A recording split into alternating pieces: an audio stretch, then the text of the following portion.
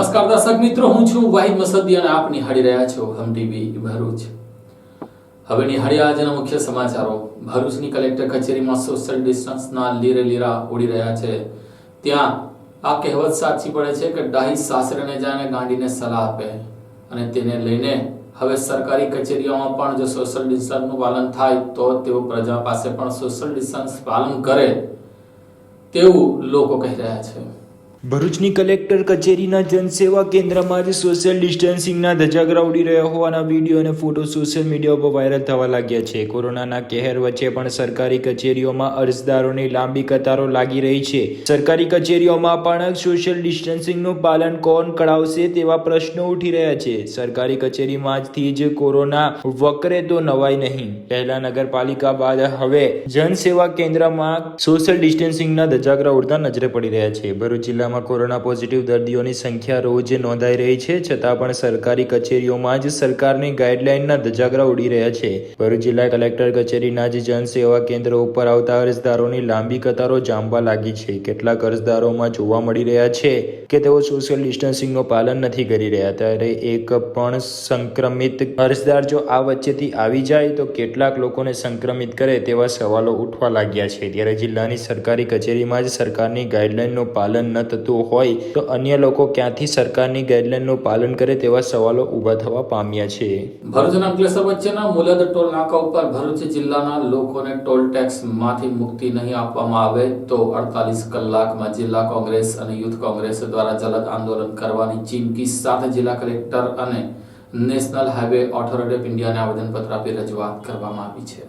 FASTag ફરજિયાત સાથે 1 જાન્યુઆરીથી ભરૂચના વાહન ચાલકોને પણ ટોલ ચૂકવવાનો વારો આવશે. મરહુમ અહેમદભાઈ પટેલે પોતાના જીવનકાળ દરમિયાન ભરૂચની ટ્રાફિકની સમસ્યા માટે કેબલ બ્રિજને પસાર કરાવવા માટે ભારે પ્રયત્નો કર્યા હતા. તેમના અથાગ પ્રયત્નો બાદ ભરૂચમાં કેબલ સ્ટેડ બ્રિજ બન્યો, જેનું નિર્માણ વર્ષ 2017માં પૂર્ણ થતાં લોકોને ટ્રાફિકની સમસ્યામાંથી મહદ અંશે રાહત મળી હતી. જોકે બ્રિજનું નિર્માણ કાર્ય પૂર્ણ થયા બાદ અને બ્રિજનું લોકાર્પણ થયા બાદ ત્યાં ટોલ ટેક્સ ઉઘરાવવાની શરૂઆત થઈ. ટોલ ટેક્સ ઉઘરાવવાની શરૂઆત થતાની સાથે જ ભરૂચ કોંગ્રેસના યુવા આગેવાનો ત્યાં પહોંચ્યા હતા અને ભારે હોબાળો મચાવી વિરોધ પ્રદર્શન કરતા અંતે ભરૂચવાસીઓને ટોલ ટેક્સમાંથી રાહત આપવામાં આવી. જોકે વર્ષો બાદ હવે ફરી એકવાર ફાસ્ટેગ ફરજિયાત થતા આ જ સમસ્યા સામે આવી છે, એટલે ફરી એકવાર ભરૂચ યુવા કોંગ્રેસ મેદાનમાં આવ્યું છે. ભરૂચ જિલ્લા કોંગ્રેસે ટોલ મુદ્દે 48 કલાકનું તંત્રને અલ્ટિમેટમ આપી આંદોલન છેડવા તૈયારીઓ બતાવી છે. ભરૂચ નેશનલ હાઈવે ઉપરથી રોજના 50,000 વાહનો અવરજવર કરતા હોય છે. નવો કેબલ સ્ટેજ બ્રિજ બન્યા બાદ વર્ષ 2017માં હાઈવે ઉપર ટ્રાફિક સમસ્યા હળવી બની છે. જોકે નવા જૂના સીધા બ્રિજને લઈ હજી પણ હાઈવે અને ગોલ્ડન બ્રિજ ઉપર ટ્રાફિકનો વર્ષો જૂનો કોયડો હલ થયો નથી.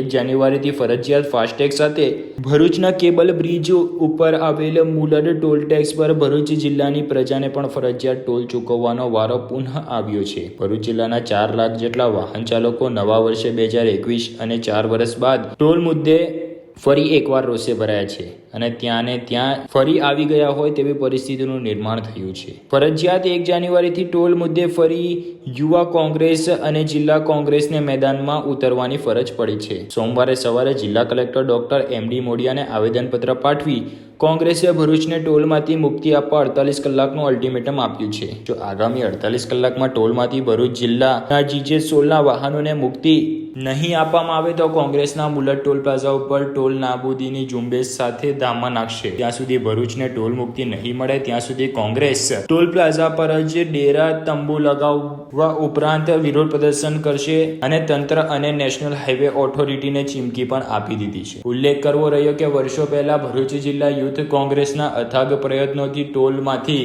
ભરૂચ જિલ્લાવાસીઓને મુક્તિ મળી હતી. જોકે ફરી એકવાર તે જ વિવાદ ઉત્પન્ન થયો છે. ઉલ્લેખનીય બાબત એ પણ છે કે જ્યારથી ટોલ પ્લાઝાની શરૂઆત થઈ છે ત્યારથી ટોલ ઉપર અનેકો વખત વિવાદ અને વિખવાદ થતા હોય છે. અનેકો વખત માલવાહકો સાથે બોલાચાલી અને મારામારીના કિસ્સાઓ પણ બની ચૂક્યા છે, જેમાં કેટલીક વખત બનેલ ગંભીર ગુનાઓને પગલે હર હંમેશ ટોલ પ્લાઝા ચર્ચાઓમાં રહેતું હોય છે. તો કે ફરી એકવાર જીજે સોલ માટે પણ ટોલ ટેક્સ મુદ્દેની વાતો વહેતી થતા હવે ફરી એકવાર મુલત ટોલ પ્લાઝા વિવાદમાં આવ્યું છે. તો કે આજરોજ યુથ કોંગ્રેસે તેની સામે બાયો ચડાવી છે અને આગામી દિવસમાં જો ભરૂચ જિલ્લાવાસીઓને આમાંથી મુક્તિ આપવામાં નહીં આવે તો જિલ્લા કોંગ્રેસ અને યુથ કોંગ્રેસ મેદાનમાં ઉતરશે તેવી ચીમકી ઉચ્ચારી છે. આજરોજ ભરૂચ જિલ્લા કોંગ્રેસ સમિતિ અને યુવક કોંગ્રેસ સમિતિ દ્વારા કલેક્ટરશ્રીને એક આવેદનપત્ર આપવામાં આવ્યું છે.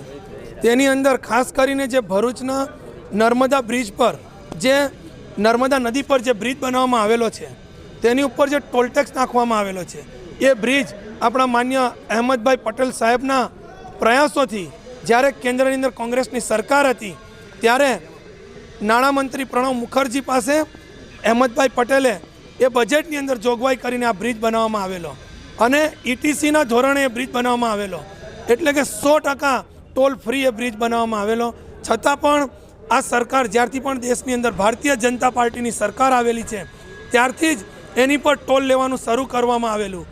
યુવક કોંગ્રેસ દ્વારા, કોંગ્રેસ સમિતિ દ્વારા અગાઉ પણ આંદોલનો કરીને વિરોધ કરીને ભરૂચની પ્રજાને આ ટોલમાંથી રાહત અપાવેલી.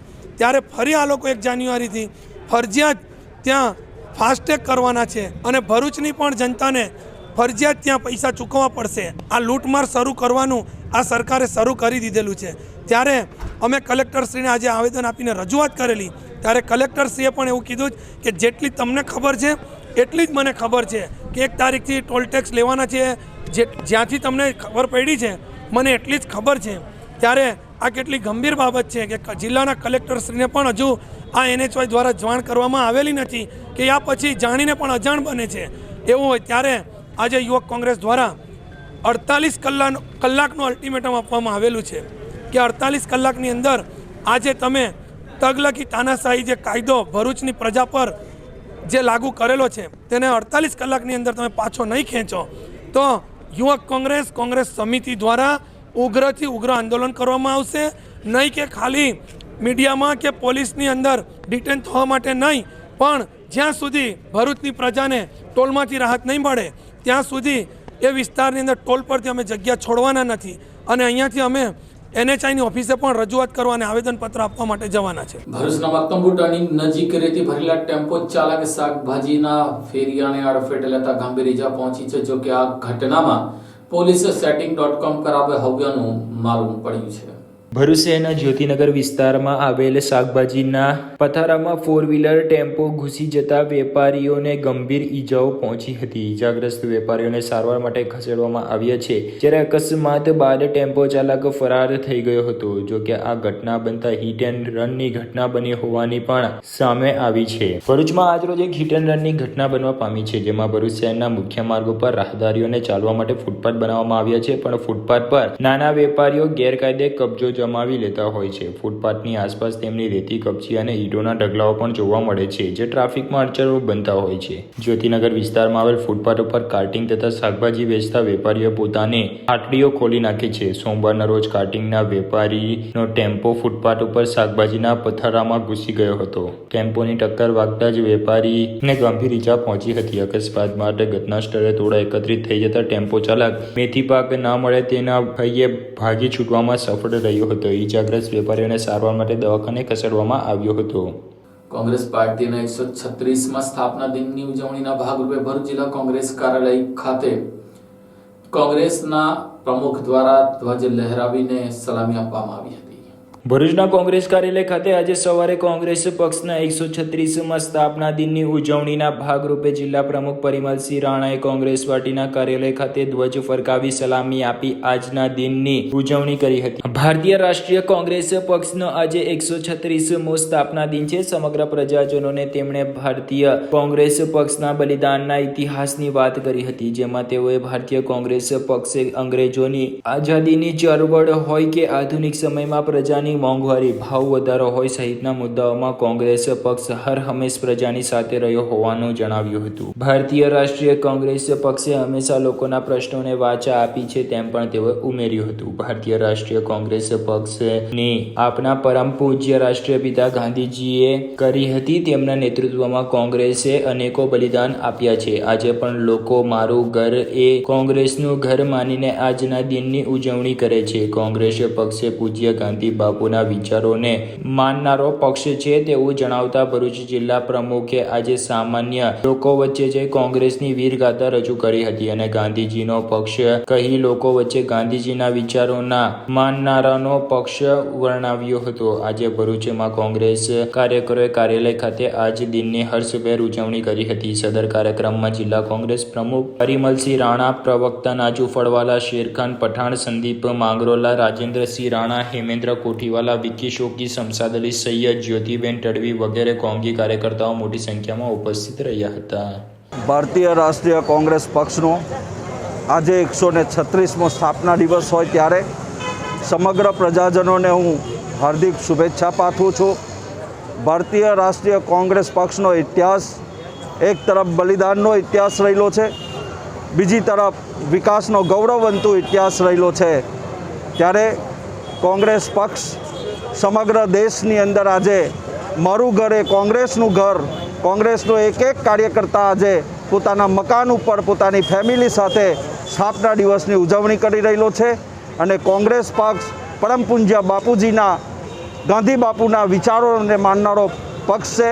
આવનાર દિવસની અંદર કોંગ્રેસનો એક એક કાર્યકર્તા ગાંધી બાપુની વિચારધારાની અંદર આગળ લઈ જશે એવી હું તમામ પ્રજાજનોને આજે શુભેચ્છા પાઠવું છું. અંકલેશ્વર તાલુકા પોલીસે બાતમીના આધારે યોગી એસ્ટેટ પાછળ ખુલ્લામાં જુગાર રમતા 6 શકોનીઓને ઝડપી લઈને હજારો રૂપિયાનો મુદ્દામાલ કબજે કર્યો હતો.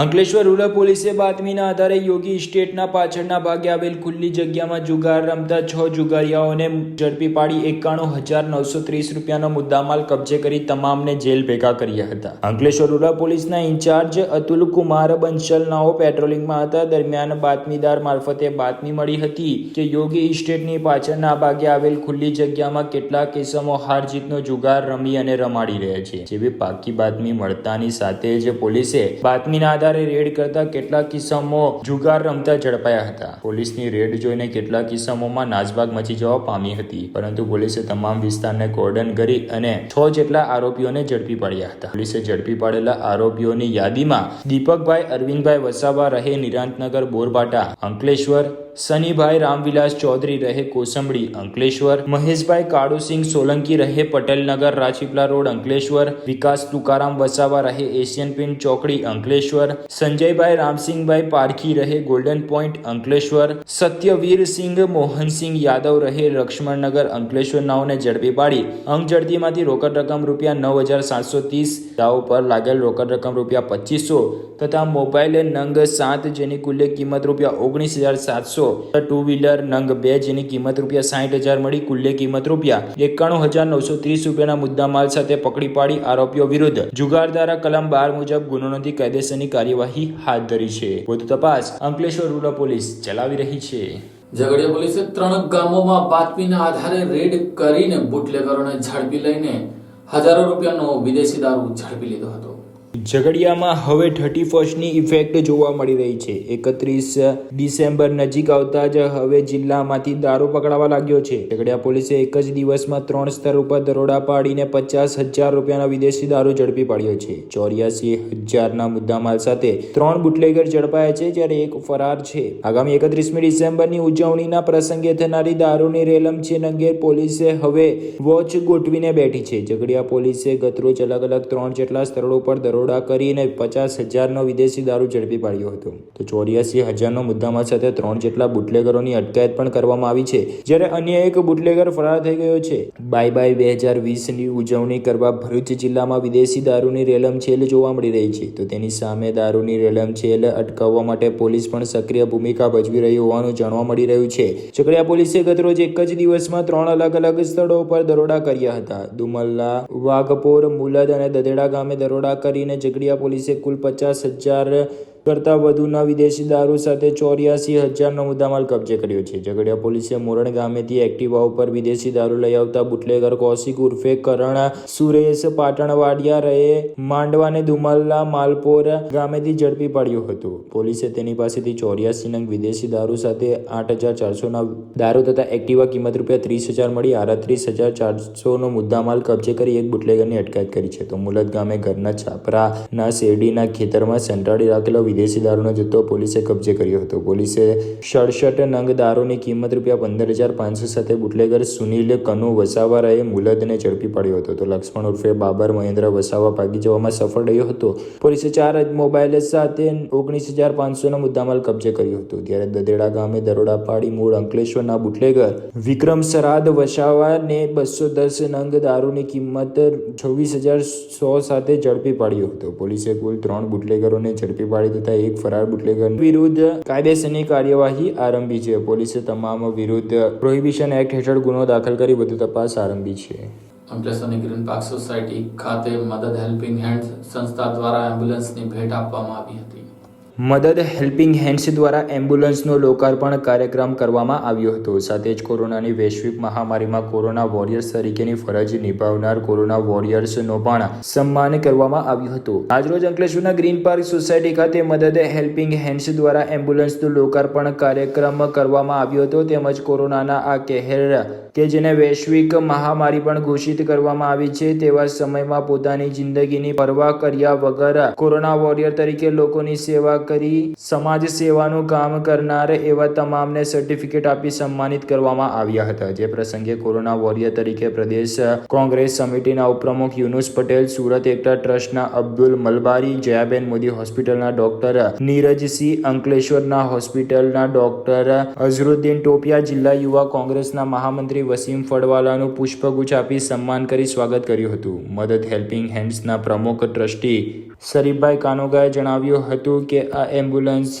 લોકોને રાહત દરે આપવામાં આવશે. આ કાર્યક્રમમાં મુખ્ય મહેમાન તરીકે કોંગ્રેસના પ્રદેશના ઉપપ્રમુખ યુનુસભાઈ પટેલ, સુરત એકતા ટ્રસ્ટના અબ્દુલ રહેમાન મલબારી, doctor Azharuddin ટોપિયા, doctor Neeraj Singh, Covid સ્મશાન ચલાવતા ધર્મેશભાઈ સોલંકી, જિલ્લા યુવા કોંગ્રેસના મહામંત્રી વસીમભાઈ ફળવાલા, વિનય પટેલ, પ્રતિક કાયસ્ટ, સિરાજ જમાદાર, મોહમ્મદ કાયત, ચંપાદન પટેલ, અમીન બાલા, ઝુલ્ફી શેખ, મોહમ્મદ કાયત, સાજિદ પાંડોર વગેરે નાઓનું સ્વાગત કરીને સન્માન કરવામાં આવ્યું હતું. આ પ્રસંગે ઉપરકોટ તમામ લોકો મોટી સંખ્યામાં ઉપસ્થિત રહ્યા હતા. અંકલેશ્વરના સારંગપુર ગણનારા નજીક અજાણ્યા યુવાનની લાશ મળી આવી હતી. અંકલેશ્વરના સારંગપુર ગામના જૂના ગરનારા નીચેથી એક 42 વર્ષીય યુવાનની લાશ મળી આવી હતી. જે અંગે અંકલેશ્વર પોલીસને જાણ કરાતા પોલીસે લાશનો કબજો મેળવી લાશને પીએમ અર્થે ખસેડી વધુ તપાસ આરંભી છે. ઘટનાની પ્રાપ્ત મળતી વિગતો મુજબ અંકલેશ્વરના વતની અને મૂળ દાહોદના વતની એવા બેકરભાઈ ઉર્ફે વિજયભાઈ પારસિંગ પરમાર, ઉંમર વર્ષ 42 નાઓ ગત તારીખ 25/12/2020ના રોજ સાંજના સુમારે પોતાના ઘરેથી કંઈક કહ્યા વગર નીકળી ગયા હતા. જેમની આજ રોજ સારંગપુર ગામના જૂના ગરનારા નીચેથી મૃત હાલતમાં લાશ મળી આવી હતી. ઘટના અંગેની જાણ સ્થાનિકોએ પોલીસને કરતા પોલીસે ઘટના સ્થળે પહોંચી લાશનો કબજો મેળવી લાશને પીએમ અર્થે ખસેડી વધુ તપાસ આરંભી છે. જો કે આ યુવાનનું મોત કયા કારણસર થયું તે હાલ જાણી શકાયું નથી. અંકલેશ્વર તાલુકાની કેનાલોમાંથી 2 યુવાનની લાશ મળી આવતા પોલીસે તપાસ શરૂ કરી હતી. જેમાં સલ્ફર મિલ કંપનીમાં કામ કરતા કામદારની લાશ પણ મળી આવી હતી. જો કે નહેરમાં માત્ર ગોઠણ જેટલું પાણી હોવાથી તેની લાશ જોઈને પરિવારજનો હવે પીએમની માંગણી કરી રહ્યા છે. અંકલેશ્વર તાલુકા પોલીસ સ્ટેશન હદ વિસ્તારમાં છેલ્લા 2 દિવસમાં 2 લોકોના ડૂબી જવાની ઘટના પ્રકાશમાં આવી છે. ડૂબી જવાના કારણે 2 યુવાનોના મોત થયા હોવાના અહેવાલ પ્રાપ્ત થયા છે. જેમાં અંકલેશ્વર તાલુકાના પાનોલી જેડીસીમાં આવેલ એક કંપનીનો કામદાર પણ ડૂબી ગયો હોવાની ઘટના પ્રકાશમાં આવી છે. પ્રાપ્ત મળતી માહિતી મુજબ અંકલેશ્વર તાલુકા પોલીસ સ્ટેશન વિસ્તારમાં આવેલ પાનોલી જેડીસી ખાતે આવેલ સલ્ફર મિલ નામક કંપનીમાં કામ કરતો 23 વર્ષીય યુવાન આશિકભાઈ કેશવભાઈ ચૌધરી કંપનીમાંથી કોઈક કારણસર બહાર ગયો હતો. ત્યારબાદ ગતરોજ સાંજના સુમારે તેની લાશ કેનલમાંથી મળી આવી હતી. ત્યારે અન્ય એક યુવાનની પણ લાશ ફૂલેલી મળી આવી હતી, જેની હાલ ઓળખ થઈ નથી. 2 યુવાનોની લાશ મળી આવતા પોલીસે લાશનો કબજો મેળવી લાશને પીએમ અર્થે ખસેડી તેના વાલી વારસોની શોધખોળ આરંભી છે. જોકે અંકલેશ્વર તાલુકા પોલીસ સ્ટેશન વિસ્તારમાં આવેલ પાનોલી જેડીસી ખાતે આવેલ સલ્ફર મિલમાં કામ કરતા કામદારના વાલી વારસોની ઓળખ થઈ હતી. વાલી વારસોએ યુવાનના ગુમ થયા અંગેની ફરિયાદ નોંધાવી હતી. ત્યારબાદ પોલીસે તપાસ શરૂ કરતા કેનલમાં રહેલા ઘૂંટણસમા પાણીમાંથી યુવાનની લાશ મળી આવી હતી. ભરૂચની સેવાભાવી લોકો દ્વારા 50 બાળકોને ભૂખ્યા અને ભોજનના અંતર્ગત હવે ભોજન કરાવવાની જ્યોત જલાવી છે. જનસેવા એ જ પ્રભુ સેવા હોય છે, પરંતુ તમામ માનવી આ પંક્તિને સાર્થક કરી શકતા નથી. તેના માટે પણ કુદરતે કેટલાક લોકોને તાસીર આપી છે કે તેઓ આ પંક્તિને સાર્થક કરી શકે છે. ભરૂચમાં અનેકો એવી સંસ્થાઓ છે કે જે ભૂખ્યાઓને ભોજન પૂરું પાડી રહી છે. તે પૈકી જે ભરૂચમાં સેવાની વિચારધારા ધરાવતા જાનવીબેન દર્શન દ્વારા પોતાના ઘરે રસોઈ તૈયાર કરીને 50 જેટલા બાળકોને ઘરે બોલાવી રસોઈ પીરસી હતી અને ખરા અર્થમાં ભૂખ્યાઓને ભોજન પૂરું પાડ્યું હતું. કહેવાય છે ને કે જનસેવા એ જ પ્રભુ સેવા હોય છે. જો તમામ માનવી આ પંક્તિને સાર્થક કરતા થઈ જાય તો મનુષ્ય ક્યારેય પણ દુઃખી ન રહે. તે જ પ્રકારે ભરૂચમાં સેવા કરવાની નીતિ ધરાવતા જાનવી દર્શન દ્વારા પોતાના ઘરે રસોઈ તૈયાર કરી 50 જેટલા બાળકોને ભોજન પૂરું પાડ્યું હતું. ભોજન એ કોઈ પણ વ્યક્તિના પાયાની જરૂરિયાત છે. તે વિચારને આગળ ધરાવીને આ મહિલા દ્વારા રોજ જરૂરિયાતમંદ હોય તેવા 50 જેટલા બાળકોને ઘરની બનાવેલી શુદ્ધ રસોઈ પીરસવામાં આવે છે. જેમાં તેમની મદદ માટે ભરૂચમાં જ રહેતા નિકુંજભાઈ પટેલ, ભાવિકાબેન પટેલ, પ્રતિભાબેન દેવેન્દ્રભાઈ પાટીલ, અપૂર્વાબેન ચિરાગભાઈ ચૌધરી, ઈશાબેન તારકભાઈ મહેતા તથા તમામ કામગીરીમાં સાથ આપતા હોય છે. હાલ તો તેઓએ 50 લોકોને ભોજન આપવાની શરૂઆત કરી છે અને આગામી દિવસમાં વધુમાં વધુ લોકો સુધી તેઓ ભોજન પહોંચાડી શકે તેવો ધ્યેય તેમણે રાખ્યો છે. ભવિષ્યમાં પણ તેઓ આ જ પ્રકારે વધુમાં વધુ લોકોને ભોજન પહોંચાડી શકે તે માટે કાર્ય કરશે એમ પણ તેઓ જણાવે છે. આ સાથે હમ ટીવી ભરૂચના સમાચાર પૂર્ણ થાય છે. આવતીકાલે ફરી મળીશું. નમસ્કાર.